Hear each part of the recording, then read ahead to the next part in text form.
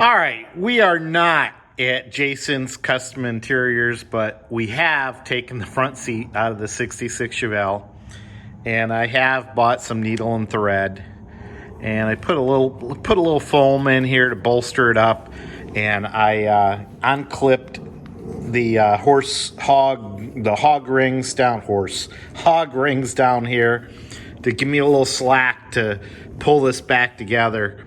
And we're going to see what kind of repair we can make here, because I don't really want to buy a whole new seat cover here because it's in pretty darn good shape. It needs a little washing up. But you can see I got some new carpet in today. And let's try to spiff this up a little bit. All right, if you're looking to do this the exact right way, what you want to do is navigate your way to SMS Auto Fabrics. It's smsautofabrics.com. And you can navigate yourself to 1966 Chevrolet Malibu Sport Sedan, turquoise. And there you can see they've got the exact fabric and the exact imitation leather. Now, this gets quite expensive. So if you're doing a concourse restoration, by all means, this is a great website. But it's going to cost you a pretty penny. I want to say I had this quoted one time on the last...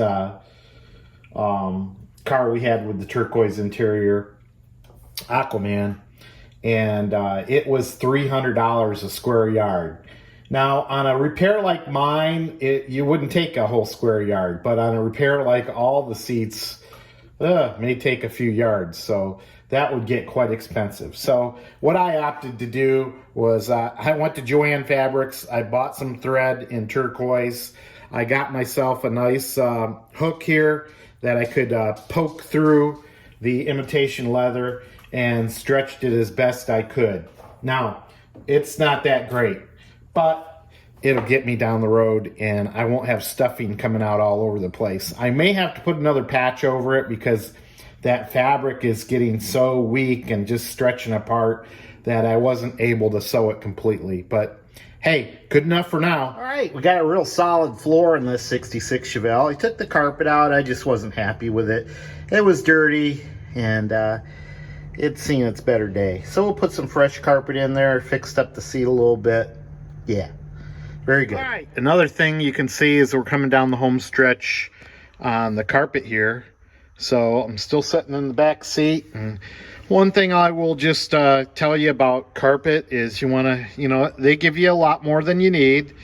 So you're going to cut off sections like this, pretty big sections. And then you're going to work your way down as you get closer and closer. It's going to be thinner and thinner sections as you work into areas like over there. Okay?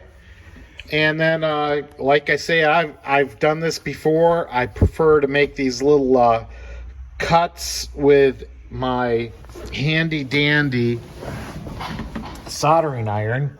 So you can see I made little flaps with my soldering iron, and then I'll flip back and I'll put the bolt in, or I'll make a hole for like the seat belt right there.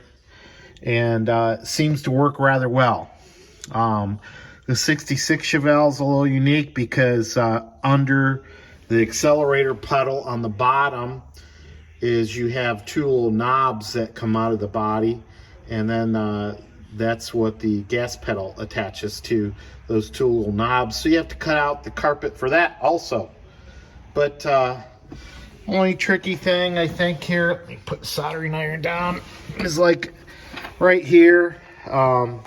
Might want to put a little glue right in there, but as you can see, the window sills pretty much will take up the carpeting there and cover up your seam. So I'll tell you what, I played pickleball this weekend with my buddy JP, and my body is very, very sore. I should call him up and make me haul this seat in here. But we'll see if I can get it in here by myself. I got it out myself. I can get it in. All right, so there you go. Got the front seat in. I'm whooped. I did a little bit of a sew job on the seat there on the seam. It's not too great. Tried to cover it up with the seat belt, but so you guys don't see But yeah, we're happy. We got the interior back together. You know, we can go back driving again. And of course, we got the dash pad back on, which, like I said, was much easier to put on with the front seat out, because then I could lay down and get up in there. All right, Mark Meldrum. Meldrum's On's the Garage.